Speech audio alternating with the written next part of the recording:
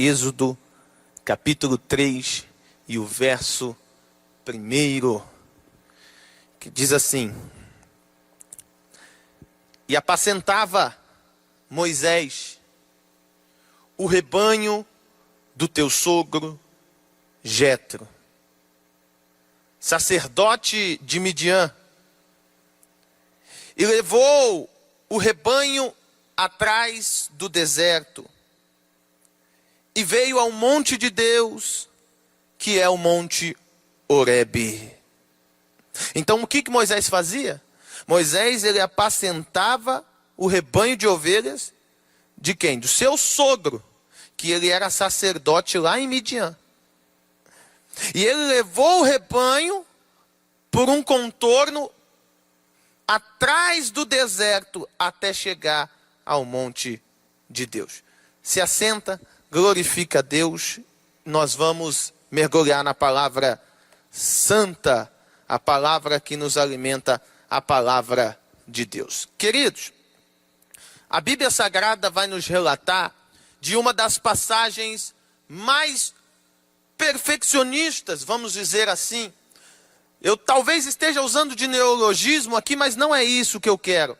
O que eu quero é chamar a tua atenção, porque o que Deus tem nesta palavra é uma revelação profunda e profética, acerca de um homem de Deus, que Deus o livrara desde o ventre da sua mãe, porque o tempo em que Moisés nasce não é um tempo fácil, é um tempo de muita perseguição, é um tempo de transação. O faraó que conhecera José morre, se levanta uma nova dinastia na terra do Egito, que era o império, o reino que dominava todo o mundo antigo. A Bíblia vai nos dizer que é nesse contexto que Moisés é preservado.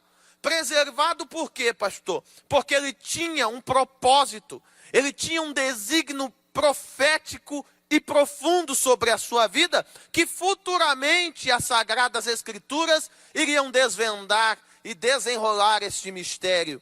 A Bíblia vai dizer que determinado momento Moisés, ele tinha tudo na terra do Egito. Ele foi criado aos pés da sua mãe adotiva, a filha de Faraó.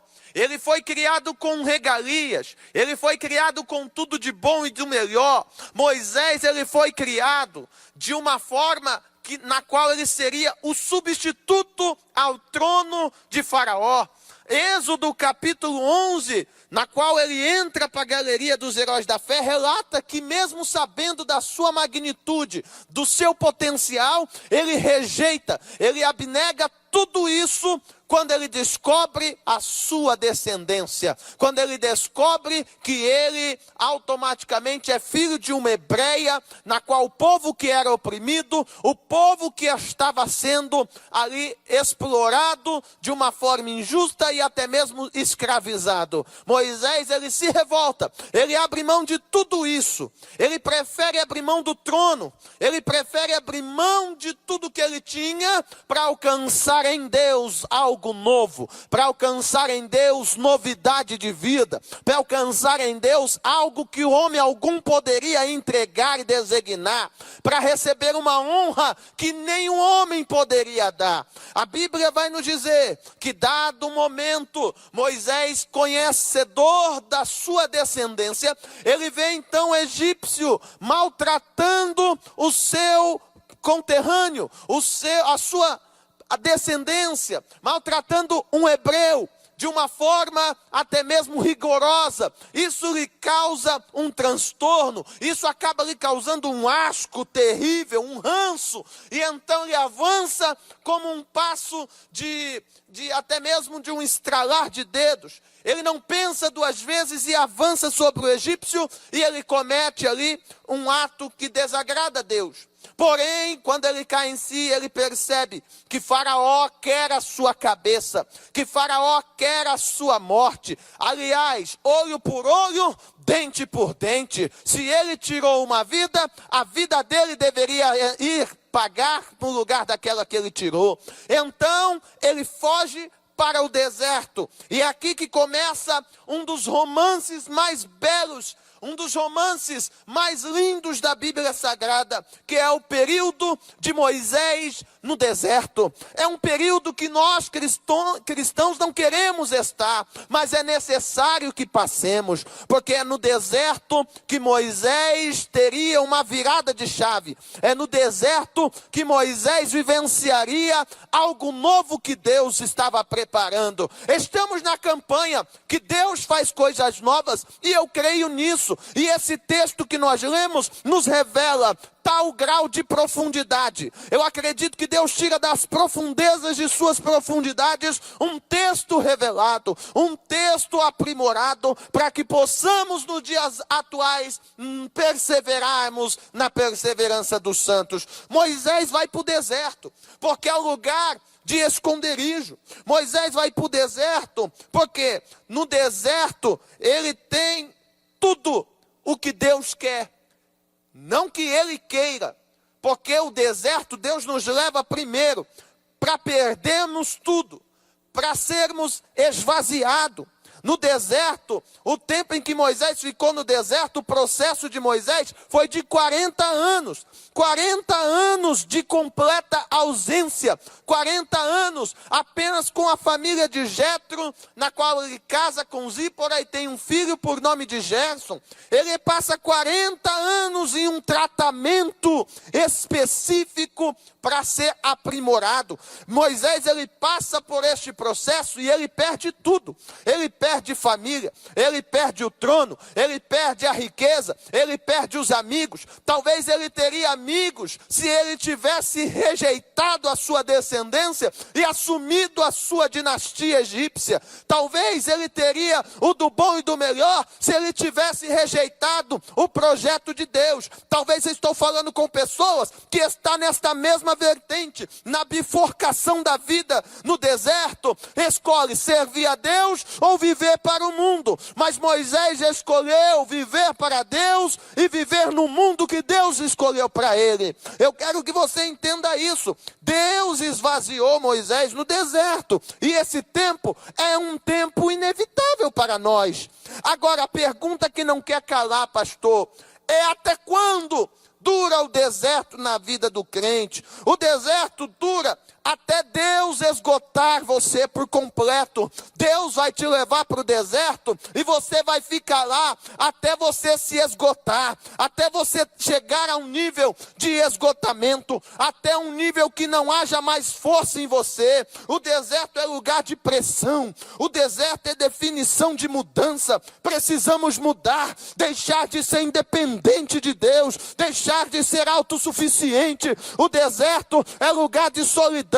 Você está numa igreja de 10 mil membros e parece que ninguém te ouve, parece que ninguém te abraça, parece que ninguém te conhece, mas é isso que Deus está te levando, e é isso que Deus quer de você no deserto, que você se esvazie, se você se esgote de tudo que o mundo te colocou, de tudo que o mundo te fragmentou, de tudo que o mundo abasteceu você com luxúrias, com sensualidade, com falta de caráter, com má fé. Deus quer esvaziar você, e esse processo Deus trata conosco no deserto. É no deserto que a carne é maciada, é no deserto que se seca todo o rancor e todo o ressentimento. É quando você diz: Deus, eu não aguento mais. Aí Deus olha lá do céu e diz: tá aí, é isso que eu queria, é isso que eu esperava isso, que você estivesse vazio, que você chegasse a um esgotamento natural. Somente assim você voltará para Ele, somente assim você vai buscar a dependência genuína de Deus. Quando Moisés chega nesse ponto, aí ele põe o nome do seu filho de Gerson, que é: eu estou só, eu estou abandonado, mas Deus do céu está dizendo: é isso que eu queria de você, Moisés. Eu queria você vazio, porque agora eu vou incrementar o que os céus quer preencher, o que os céus quer colocar em você. Agora eu vou abastecer você de uma forma forma que não venha faltar, Moisés. Ei, é Deus dizendo: a minha dependência, Moisés, vai gerar a providência necessária para você chegar no propósito que eu determinei. Levanta a sua mão se você acredita no que eu estou pregando. Se Deus está te esvaziando, aproveite esse tempo e se esvazie, porque Deus vai te encher dele, Deus vai te encher do céu, Deus vai trazer o Espírito Santo, em nome de Jesus. Receba esta palavra. Deserto é lugar de reflexão, deserto é lugar de meditarmos da nossa vida, é lugar de perdas e respostas erradas. Deserto é lugar onde nos faltam opções de escolha. Você vai pegar o que você encontrar no caminho. Deserto, ele é o lugar de muita luz acerca de tudo. É lá que as distrações de todas as muitas atividades são removidas e só vemos um céu escaldante sobre as nossas cabeças. É no deserto que enxergamos tudo, desde a nossa própria nudez, no temperamento difícil e todas as nossas carnalidades. A solidão nos mostra crua, mas também experimentamos a presença de Deus no deserto, materializada em forma de luz, em forma do grande eu sou. A revelação e a percepção espiritual se alavanca à medida que a sua carnalidade, à medida que o seu a carnalidade vai saindo de perto de você. É um processo chamado de santificação. Quando Moisés se esvaziou, Deus começou a preencher. É aí que nós chegamos em Êxodo capítulo 3. Porque olha o que a Bíblia vai dizer. Ele está no deserto. Ele apacentava o rebanho de seu sogro Jetro. Moisés apacentava o rebanho do seu sogro Jetro. Aqui já fazendo uma percepção e uma alusão futurística para o chamado de Deus, porque Moisés foi chamado para conduzir a nação de Israel pelo deserto. Mas daqui a pouquinho eu falo sobre isso, porque Deus dá sinais do nosso chamado enquanto nós estamos no deserto. Mas o que eu quero dizer para a igreja, dizer para você, damas e cavaleiros que me acompanham agora, é que quando ele apacentava as ovelhas, era um dia comum, era algo corriqueiro. A Bíblia no original dá de se entender que ele fazia isso corriqueiramente. Sempre ele apacentava o rebanho de seu sogro Jetro. Era algo que já estava virando corriqueiro, era um dia comum. Quem olhava Moisés e alguém perguntasse: onde está Moisés? E diria: Moisés está apacentando as ovelhas de seu sogro, o Jetro. Isso era comum. Se ele não estivesse lá, seria um dia atípico. Só que o que me chama a atenção é que aquele parecia um dia comum, mas mal sabia Moisés que aquele dia terminaria extraordinário. E aqui eu quero dizer uma coisa para você: para o teu dia terminar extraordinário, ele precisa de duas coisas. Primeiro, ele precisa começar como um dia comum, ele precisa começar como um dia normal. Ele começa comum e termina extraordinário. Segundo, quando o extraordinário de Deus chegar, aproveite e agarre a oportunidade. Por quê? Porque quando o dia comum Deus desce e se manifesta, ele passa a ser um dia extraordinário. Talvez você está me olhando agora triste, com cara de peixe, mas Deus está dizendo: o seu dia não vai terminar comum, o teu dia vai terminar extraordinário, porque eu estou chegando na casa, eu estou chegando no ambiente para operar, eu vou mudar teu cativeiro, eu vou transformar a tua vida, em nome de Jesus. O teu dia não terminará comum, ele terminará extraordinário, porque Deus está descendo no recinto. Oh meu Deus, será que você pode glorificar este Deus? Será que você pode adorar este Deus? Será que você pode enaltecer este Deus? O Deus que desce na casa, o Deus que muda o ambiente, o Deus que, por mais o cenário que você viva seja um cenário de improbabilidade, ele faz o impossível se tornar possível para você ser abençoado. Oh meu Deus, o dia começou comum.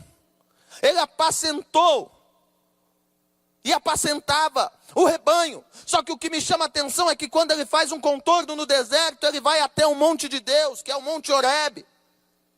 Aí a Bíblia vai nos dizer que apareceu o anjo do Senhor em uma chama de fogo no meio de uma sarça. E olhou, e eis que a sarça ardia no fogo e não se consumia.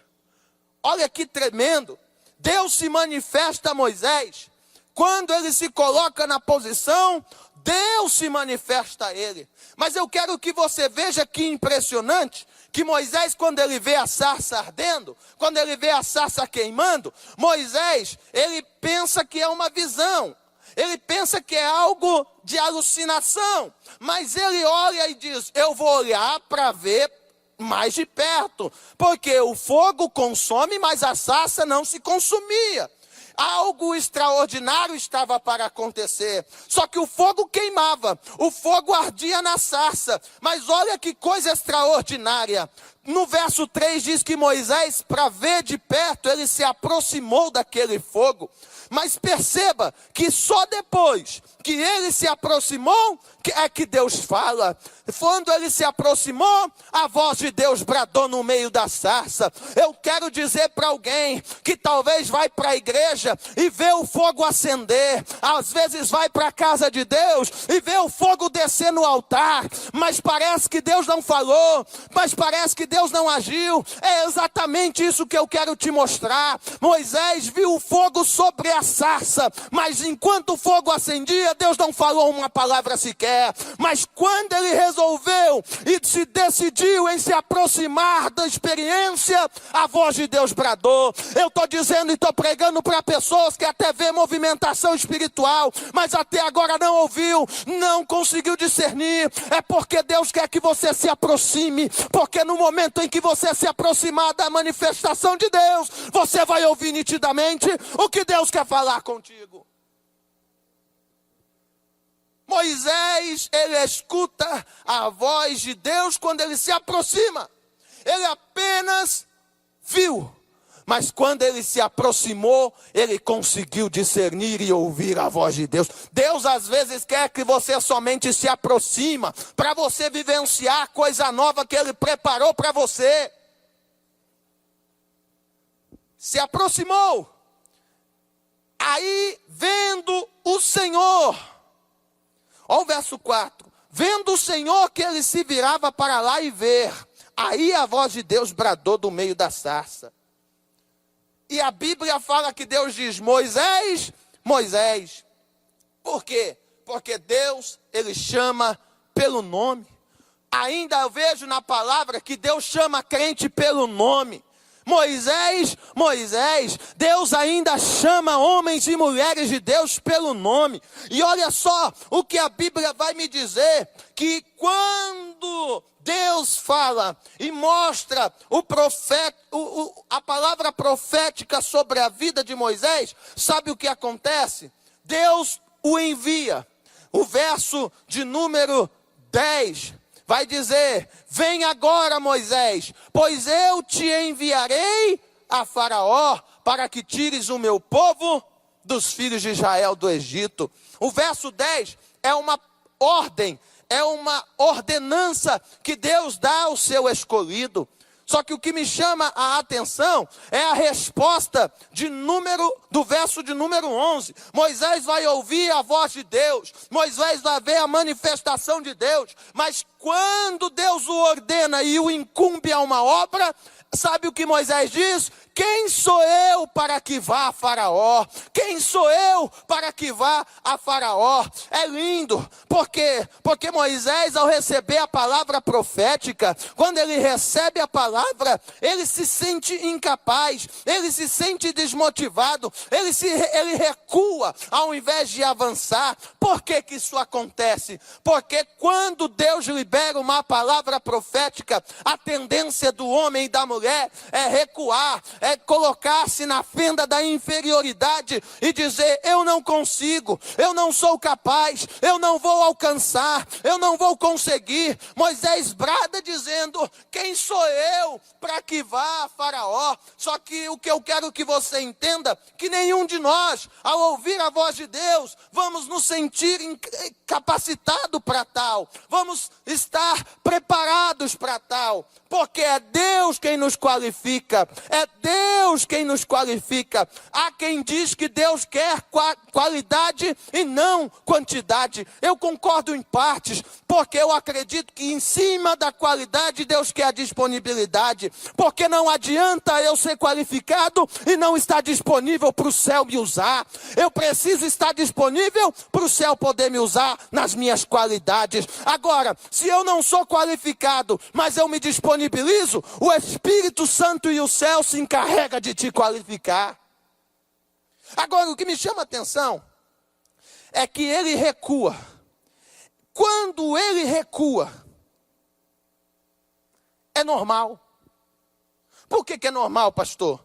Como eu já disse de antemão, ninguém se sente capacitado quando Deus envia para algo, devido ao peso e à responsabilidade de quem o chamou.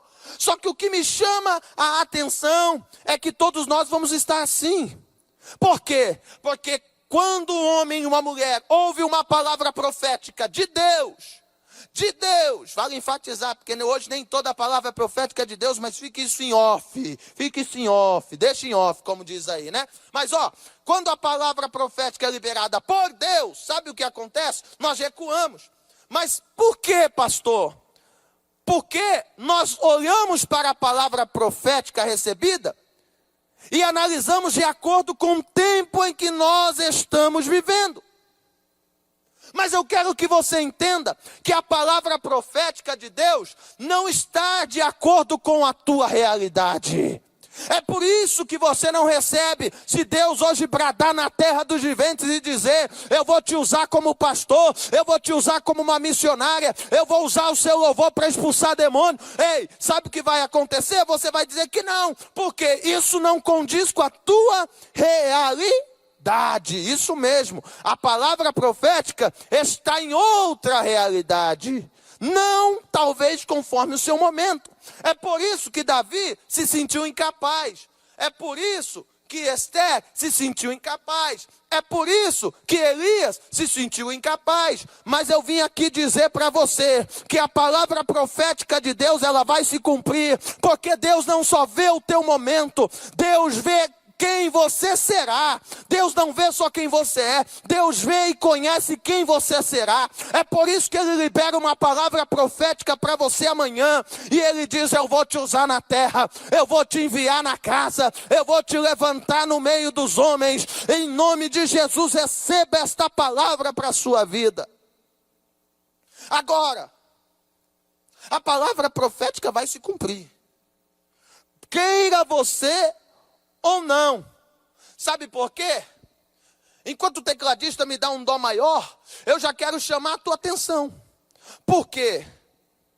Porque a palavra profética vai se cumprir na tua vida.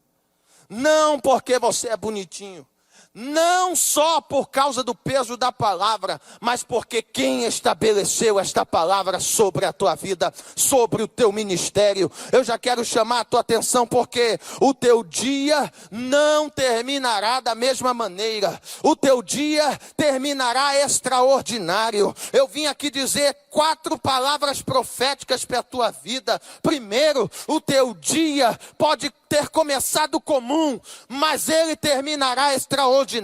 Segundo, por mais que a palavra profética não condiz com a sua realidade, ela se cumprirá e irá se cumprir, não só porque não só porque o peso da palavra, mas sim por causa daquele que liberou. Terceiro, porque você vai romper em fé, e prepare-se para viver a novidade de Deus. Por quê? Porque está chegando uma novidade para a tua família, para o teu ministério. 4, o teu dia não terminará sem que você veja Deus agir ao teu favor. Eu já quero chamar a tua atenção, porque Deus irá visitar o teu coração, Deus irá irá visitar o teu coração. Em nome de Jesus, receba esta palavra para a tua vida.